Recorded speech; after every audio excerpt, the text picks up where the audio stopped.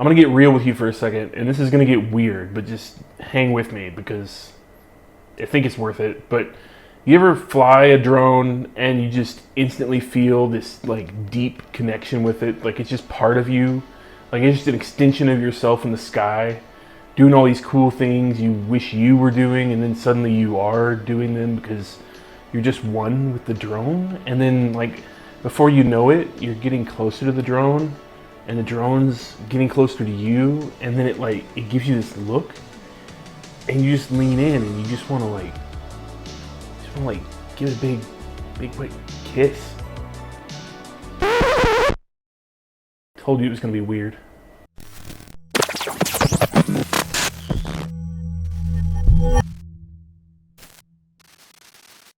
Hey everybody, I'm Bacon Ninja, and yeah, that was weird, but nothing I said was untrue. This drone is an extension of me. It really is. It feels like it in the sky. It is 2022. I've never done one before, but it's about time I did. This is my perfect freestyle build for 2022.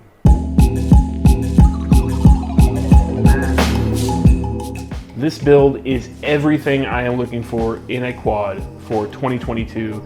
It is going to be my daily driver from here on out through the year, my ride or die. It is based on the Mark5 Pro frame from GEPRC, which is a split deck design with a great arm design and a lock in the middle.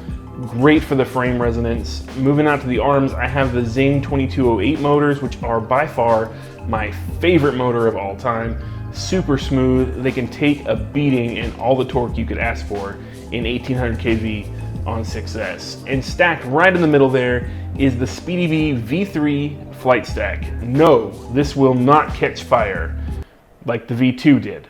I swear it won't catch fire. They say it won't, right? It's not gonna catch fire? No, it will not catch fire. Anyway, this stack is everything you can ask for in the market today with an F7 processor, integrated Bluetooth, a 50 amp BL-Heli32 ESC, plug and play as an option, or you can solder it on. All the pads are right there for you. It even has a LiPo voltage checker on the side, just in case you want to know if your pack is half empty when you plug it in. You couldn't ask for more things in a flight stack than what the Speedybee V3 is giving you. Moving on to the back is my favorite VTX at the moment, the HDZero 1W Freestyle VTX, which brings low latency HD video to this build. My favorite VTX at the moment. HDZero is doing a great job putting these things out. It does a terrific job of low latency digital, and it's fed by the RunCam Micro V2 camera in the front. On top of all that are my favorite props, the Gemfan Vanover 5136 props in my favorite prop color, which is the charcoal gray. Don't ask me why I like the gray. Everybody says it breaks easier, but I don't know if it breaks easier. I've broken a few, I guess, and like lost one blade, but I've bent a whole lot more than I've broken, but it's debatable. You pick your own color, but I like the charcoal, so that's what's on my build, the charcoal, because it's my favorite. Absolutely my favorite drone of all time. This thing flies like a teenager's wet dream. And all those parts come together to make what is absolutely my favorite quad. This thing flies like a witch on a fiberglass broom. It is silky smooth. It doesn't twitch. It doesn't do anything you don't expect it to do. And it just hangs in there like it's supposed to every time you hit the throttle. It just goes where you want it to go. Now, this is absolutely designed for my flight style, which is a mix of smooth and abrupt movements, similar to a cat having a seizure. It's been related to that. You can call it that if you wish. I'm fine with it. But if that's the kind of style you find yourself flying, then this build is absolutely for you. I'm gonna have a list of parts down below. Go check that out if you want to.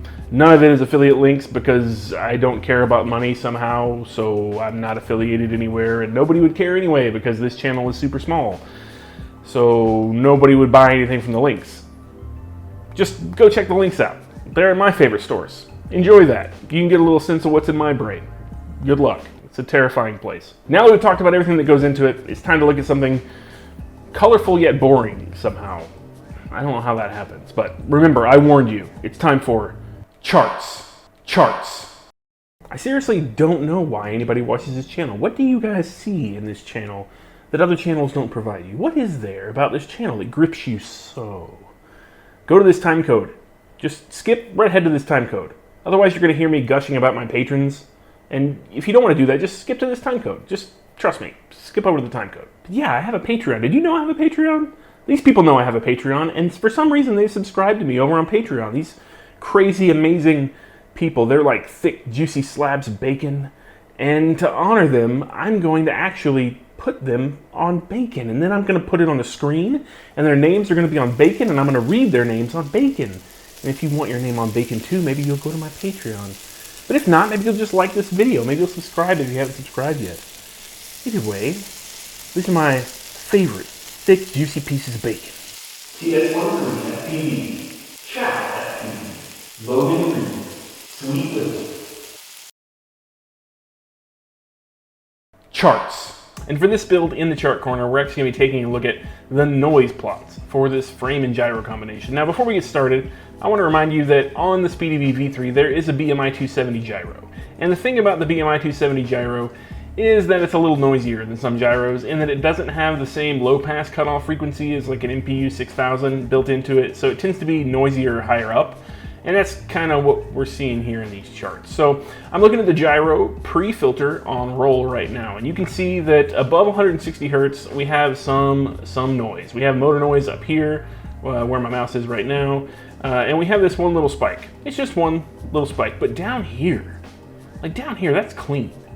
That is super clean, and that's down where we're looking.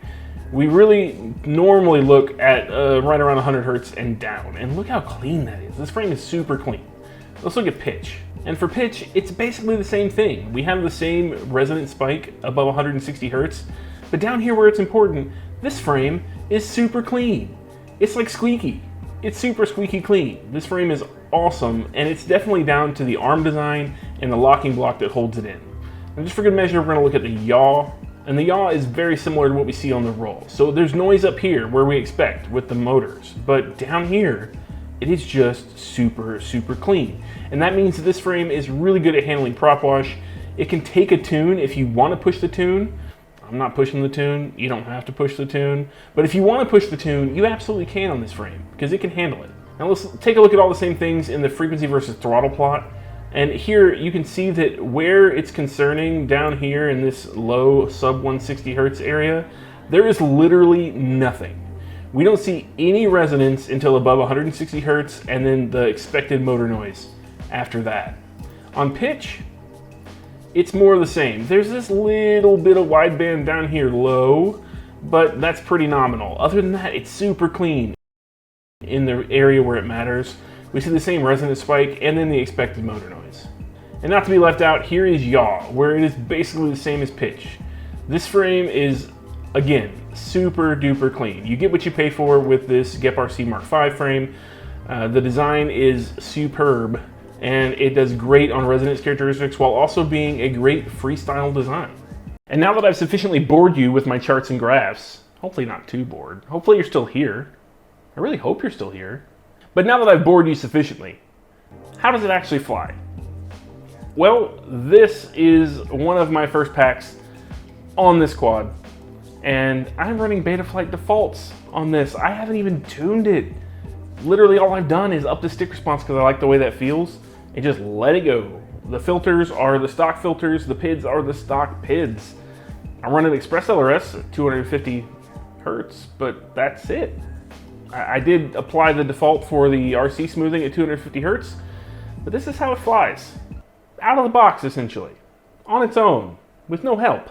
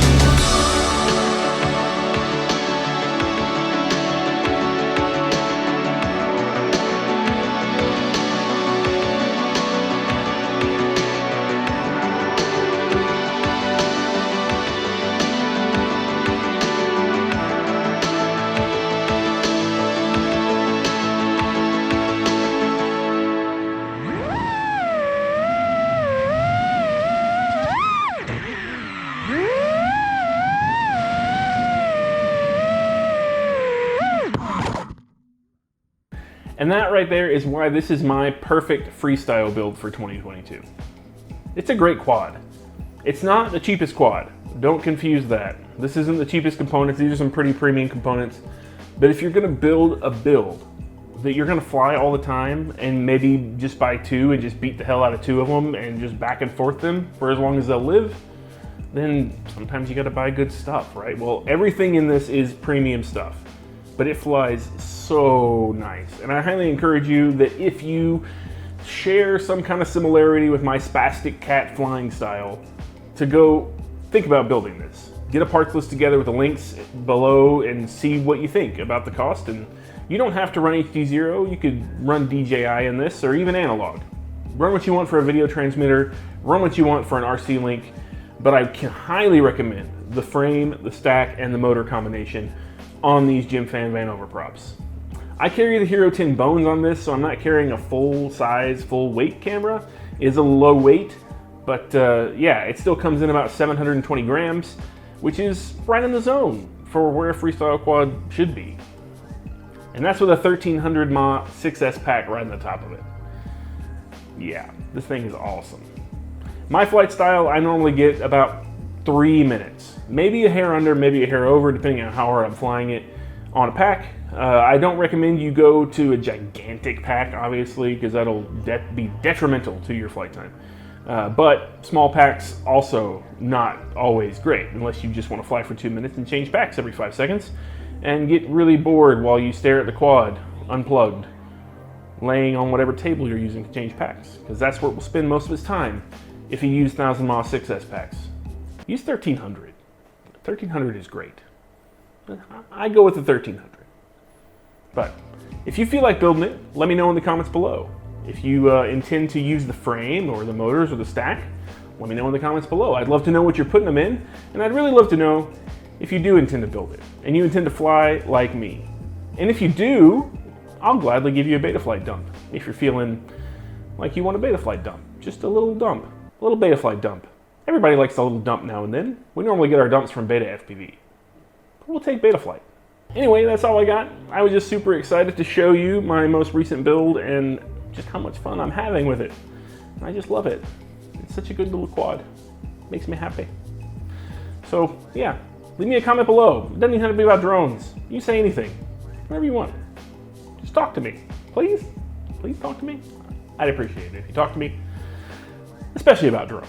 But until next time, stay greasy. I'll catch you later. This thing flies like a teenager's wet dream.